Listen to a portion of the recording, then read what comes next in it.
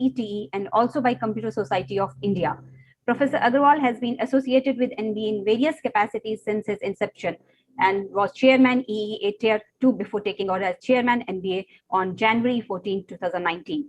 We are fortunate to listen Professor K.K. Agarwal, sir. Now I request and invite sir for his address. Sir, over to you, sir.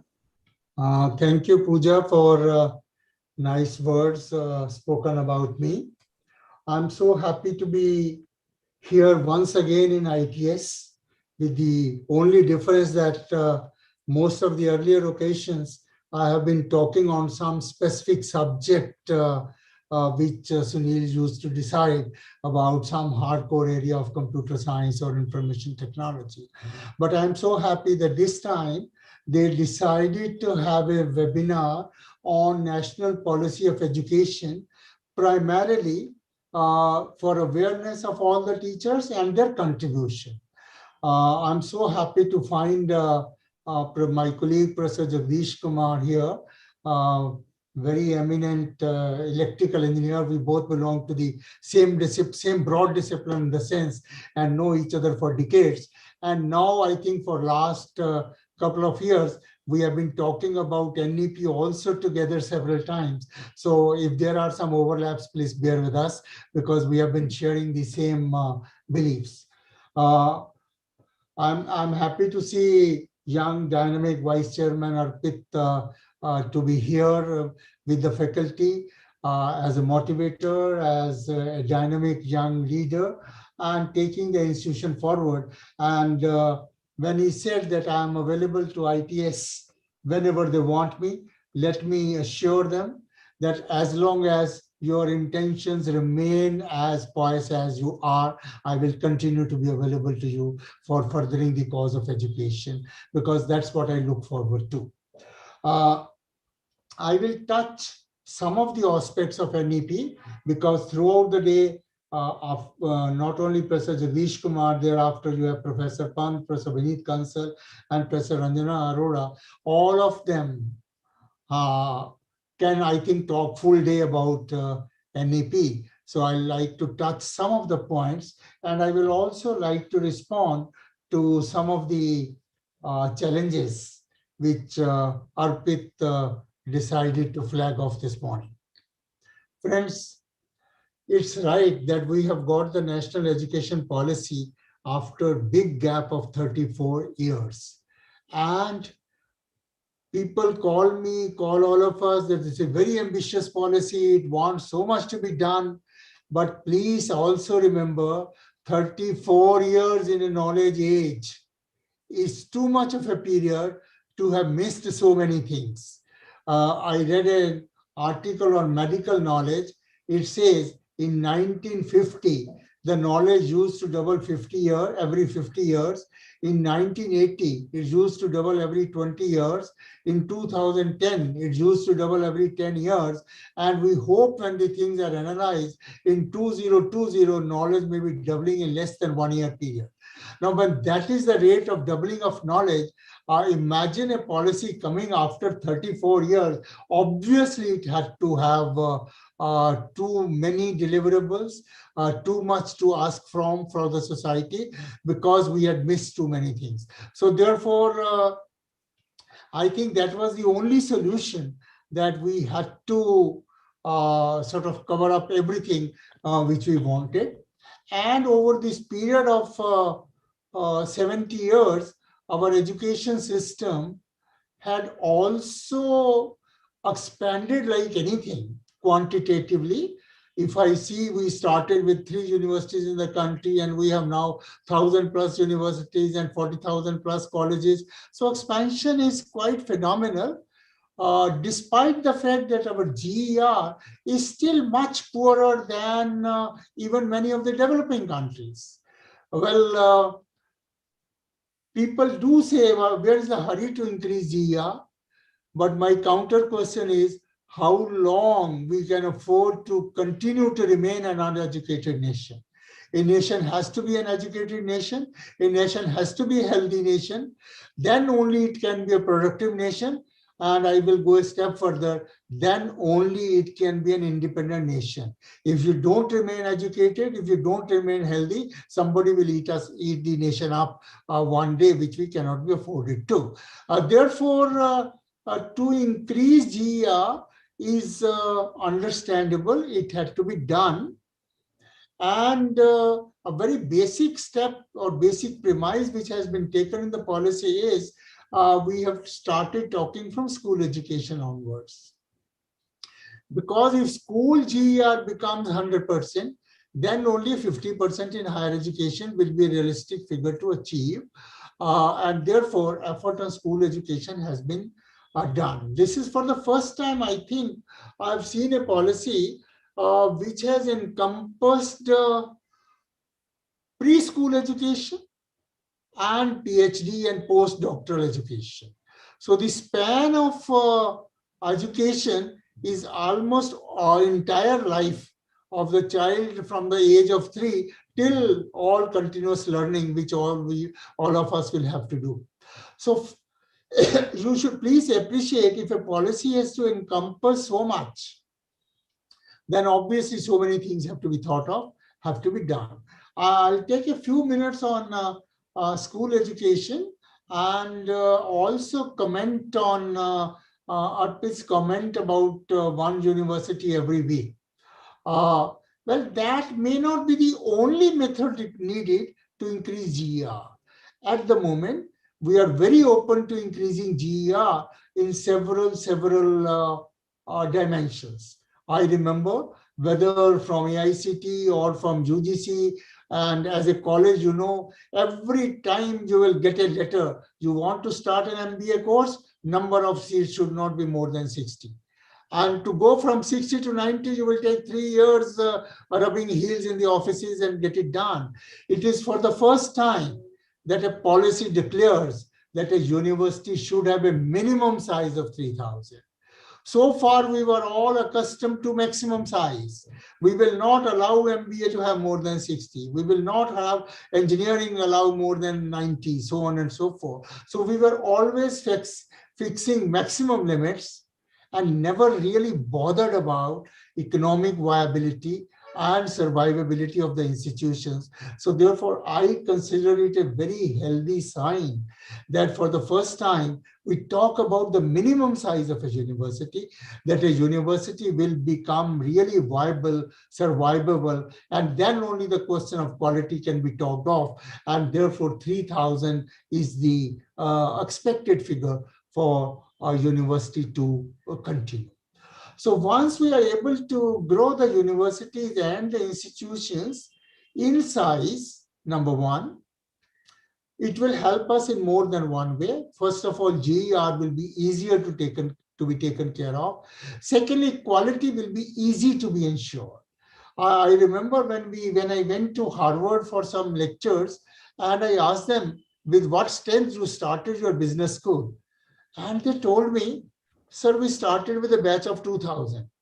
Having a professor gone from India, believing that an MBA batch will start with 2,000 size is unimaginable. And I asked them, how come in the first batch you think of 2,000? They say, sir, a 2-year program, then only we will have 4,000 students. And once we have 4,000 students, then only we can have 400 best teachers in the world. And once we have 400 best teachers in the world, then only quality education can come. Now, I was very pleasantly surprised that this is also another way of looking at quality. We have been conditioned to the fact that quality can survive only in smaller sizes. Well, that's not true. I've been a student of quality and reliability. Out of 400 papers which you mentioned here, I think 150 to 200 are in the area of quality and reliability. And I can mathematically prove that size per se has no linear relationship with quality, either for or against. You can have hopelessly bad big institutions, and you can have very nice small institutions. So you will have to build up the quality commensurate with the size of the system, and the models are available for that. So now the situation is coming that learn to grow in quantity and quality at the same time. I think this is a very big paradigm shift which is going to come. Growing quantity alone will be counterproductive. Growing quality, keeping the size very small, will be counterproductive because we'll not be able to afford that kind of economic model. But growing quantity as well as in quality at the same time, and it is possible. That's a first major shift which has come. Second is you start from a child of 3. And many people have debated child of 3. It's too early. Yes, it is too early. But that is what the policy framers wanted. Please make sure when we say that they start with a child of 3, we don't mean give him 3 books of mathematics at the age of 3 or English. We mean teach him value system, teach him culture of the country, teach him knowledge about the country, teach him literacy gradually, make the game method of learning as the probably only dominant method of learning, encourage him to ask questions. Incidentally, our education system, whether it was from school, college, university, all were designed to kill the instinct of asking questions. We made very sure that I will tell the student, I will ask questions in the examination hall and you will have to answer it. And please make sure you will have to answer it only in this format which I taught in the class. I think this is the criminal, if I use the word with due apologies to my senior colleague, Professor Jagdish Kumar, and I think he would agree with me. I think it's criminal that we taught that the only method of solution of a problem is what I taught. What is written in book so-and-so at page 237 is the only correct solution, and that is what I expect you to write. And that is where we killed the creativity in education system. Subconsciously, I won't say consciously, but our half-baked academic maturity killed it. And we killed it so beautifully that poor child even didn't know that his creativity is being stifled. He was very happy. I got A+ in all the 4 subjects. Parents were very happy. But what does that A+ mean? We forget about it. A+ simply started meaning vomiting out in the examination hall what was swallowed into in your on your throat in the classroom. Now, if that gives you A+, that A+ really doesn't take us anywhere far apart in the life, and that is what we are facing today. I've asked this question so many times. When we were stifled by Britishers, they were not allowing to expand us. We got 2 Nobel Prizes in this country. Dr. Rabindranath Tagore got the Nobel Prize in Literature, writing Gitanjali under a tree. Professor C.V. Raman got Nobel Prize in Physics, working in a laboratory where the total equipment was 250 rupees. So an equipment of 250 rupees could make him work worth a Nobel Prize. And after independence, we have created buildings, mansions and mansions. Size has increased like anything. We have excellent air-conditioned classrooms, beautiful messes. When we were students, we were not even allowed a fan in the hostel room. That was the kind of scenario, which was not good, of course. But today, every child wants an air-conditioned room at whatever cost. And nothing wrong in it. But if all that I have not been able to get an answer, why no creativity Nobel Prize since independence after all this growth? I think the answer is because we do so strong lines everywhere. You must enter the school or the college or the university at 8:30, 8:31, you are out. You must learn physics from 8:30 to 9:05. You must learn mathematics from 9:05 to 9:40. All this is very well defined. Well, so far so good. In every semester, you must learn 5 subjects, and these are the 5 subjects which I decide for you. You have no option. You can't even question me why these 5. Whatever I've written, and you have to do it. Then you must appear in examination on this particular day. If you fall sick, God takes care of you. I can't help it. So we made everything so rigid. Not only that, then we went a step further, and we are all responsible for it. There must be a course file.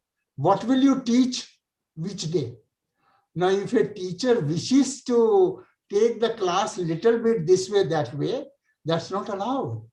I remember my English teacher when he was teaching us idioms and apple of discord.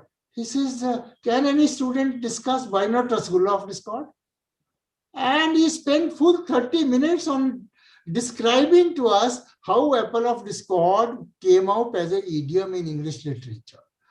Today, if a teacher does that, I am almost sure the principal will ask his explanation. You wasted half an hour of the class in explaining something which is not in the syllabus.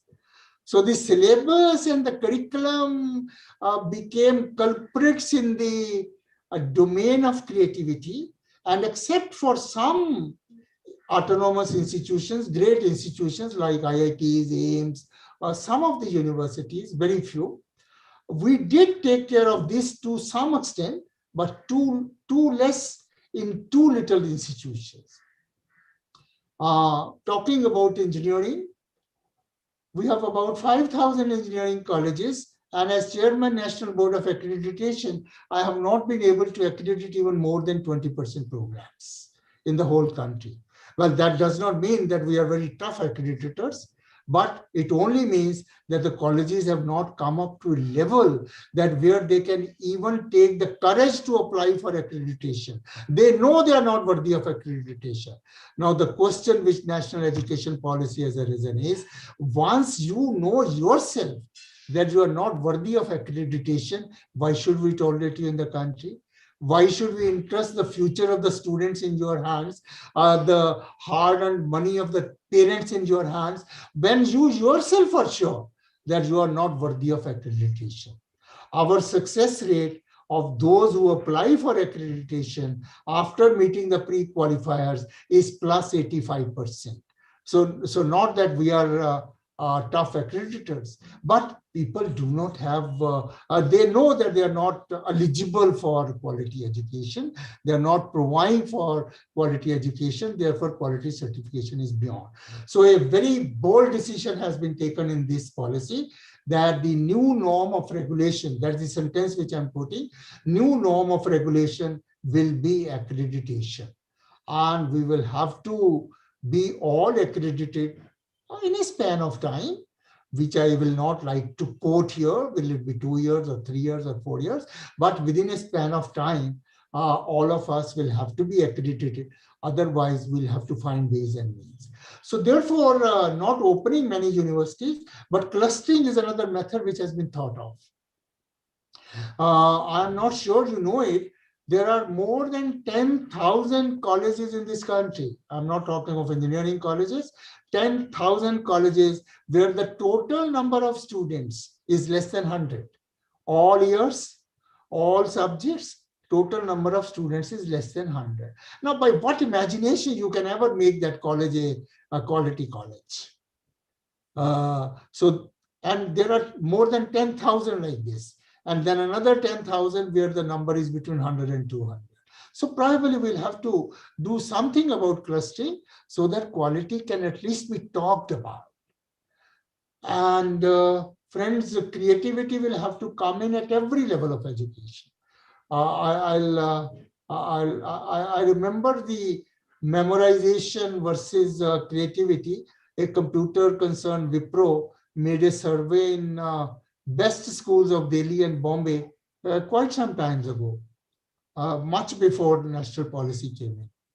And they asked the students a question: what is the chemical formula of steam? And hardly anybody could answer it. Reason is very simple, because no textbook gives the formula of steam. They all give the chemical formula of water. They give the chemical formula of iron oxide. They give the chemical formula of this, but nobody gives the chemical formula of steam. And no teacher therefore teaches it. And therefore no student knew it. The people who were conducting the survey felt very bad about it. So they just paid the travel to about 100, 200 students to come to an auditorium and started discussing. Said, none of you know the chemical formula of steam. It was not in the syllabus. It is not in the book. Teacher didn't teach us. Okay. Then they asked a question, what is the chemical formula of water? Everybody without exception, they were bright students of the best schools. H2O, sir, what are you asking? Then they said, when water boils, what happens? Says, what nonsense are you talking? It's steam. What else? Okay. Is boiling a physical process or a chemical process? It's written in the book, boiling is a physical process. Therefore, we all know it. Do the chemical properties change during a physical process? No, sir. It's also written in the book. Now, if water is H2O, if boils, it becomes steam. Boiling is a physical process. During a physical process, chemical properties do not change. Therefore, why can't you tell me the chemical formula of pure steam is also H2O? That was the problem with our education system. The student knows all the 4 facts. Therefore, I cannot give him less than A+, because he knows all these 4 facts. And still he cannot put these 4 together to analyze a very simple problem. And therefore, this basic property of asking creativity, asking questions, which we killed, has to be revived. I think at what cost, at what model, and I personally feel a teacher will have to be empowered in the new education policy. Institutions will have to be empowered. Empowerment, student will have to be empowered. So unless we empower the student, we empower the teacher, we empower the college, these things will not be able to flow downwards. I mean, whatsoever best intentions the Prime Minister or Education Minister or Chairman UGC have in this country, they cannot enforce all these things. They will have to be enforced at the level of the each institution, and therefore empowerment will come. And when I was asking about questions, I just reminded of a simple thing, a Nobel laureate in physics in 1941 or 42, Rabi. When he got Nobel Prize in Physics, the media people asked him, whom do you give credit for your Nobel Prize? He says, my mother. They said, is she a physicist? He says, no, she doesn't even know what science is. Is she an academician? No. Then how do you give credit to your mother for your Nobel Prize? He said, whenever other children used to go to the school and come back from the school, other parents will ask, what did you learn at the school? Understandably so. My mother will ask, did you ask any good question from a teacher today? And what was that?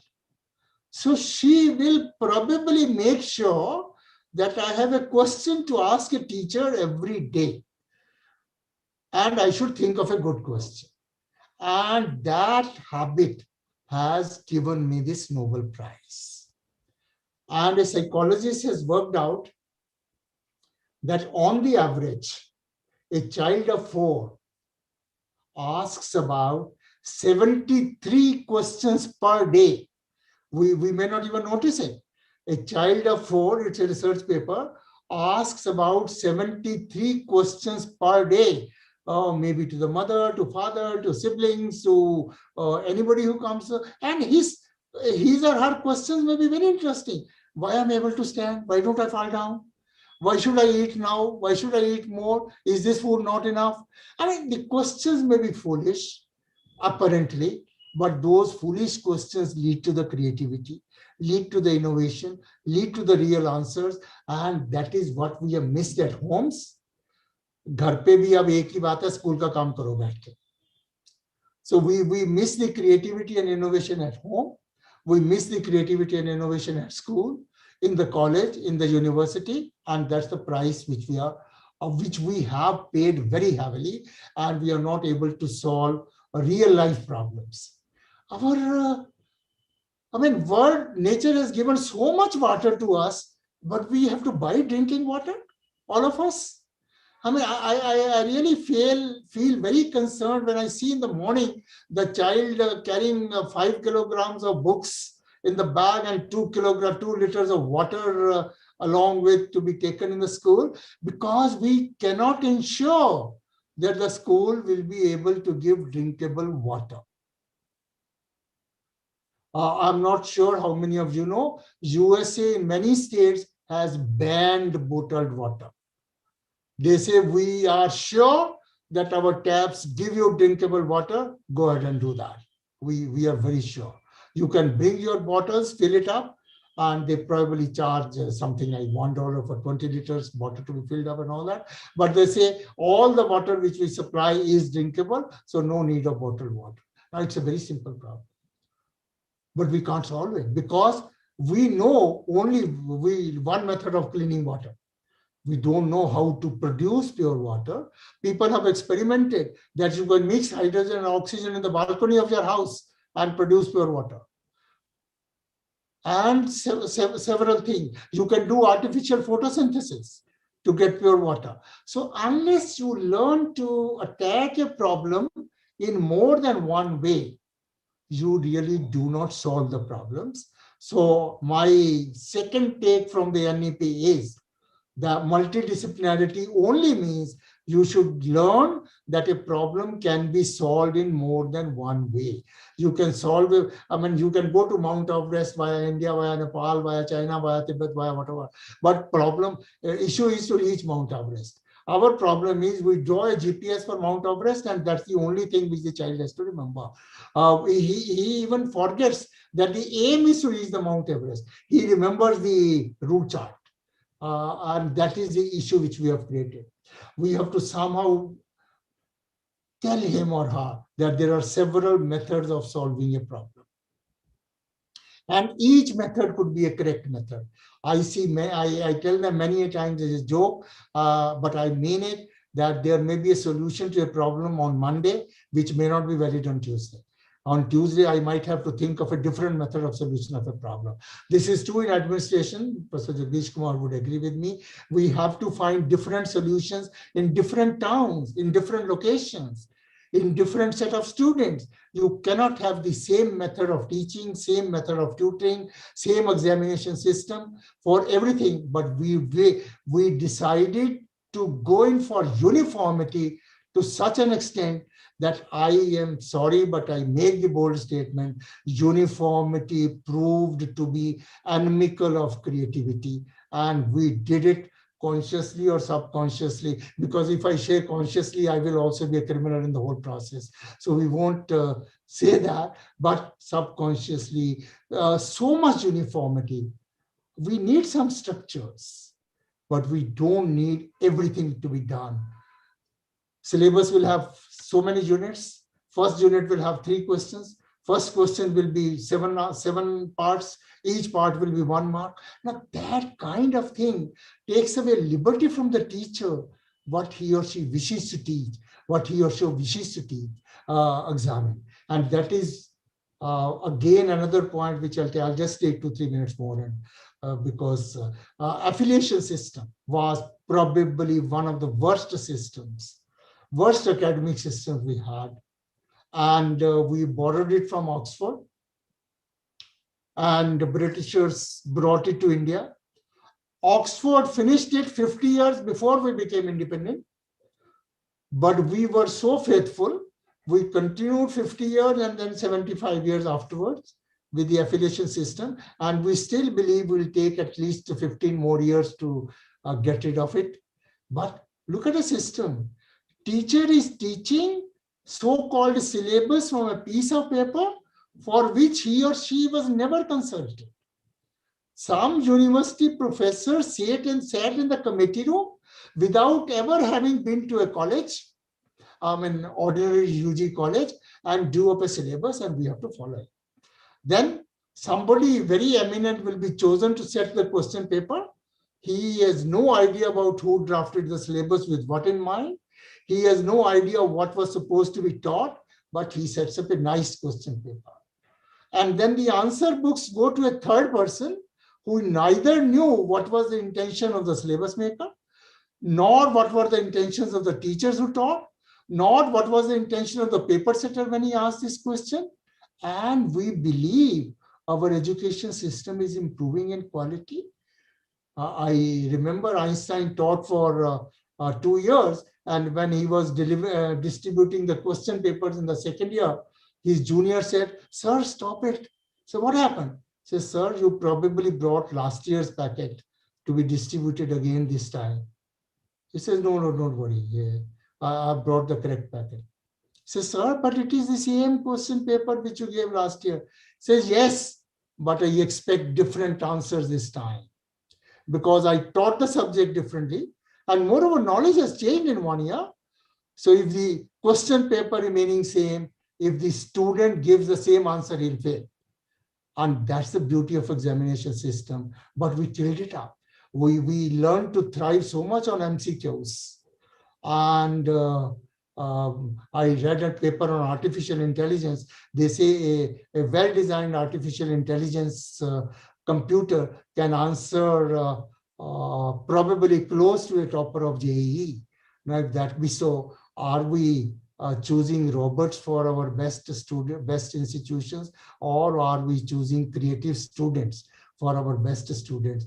Is a question I want to leave with. I think I can continue talking, but that's not desirable in the time slot given to me. So I thank Sunil, Arpit, and all the faculty here and ITS as a group to give me this opportunity to share some of the ideas about NEP. Ideas are many. I'm sure at the end of the 5 speakers talk also, you will have words in the ideas, but wish you all the very best and thank you very much.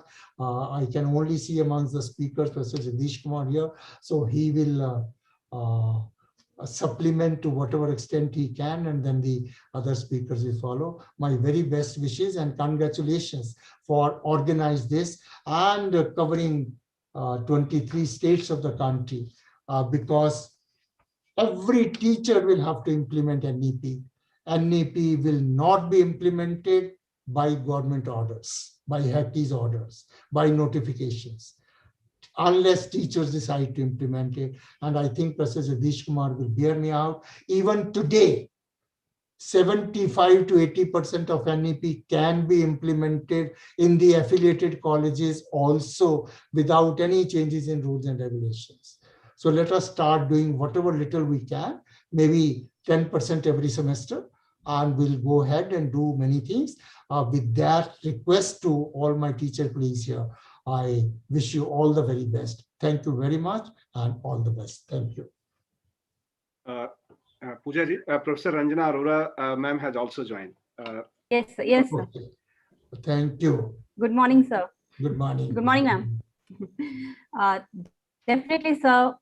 We have to update our upcoming challenges in academia as well as industry, and at the same time be healthy and knowledgeable and focus on quality, quantity, and creativity too for the successful country. Thank you so much, sir, for sharing your experience with all of us. Thank you so much, sir. Jawaharlal Nehru University is a public central university located in New Delhi, India. It was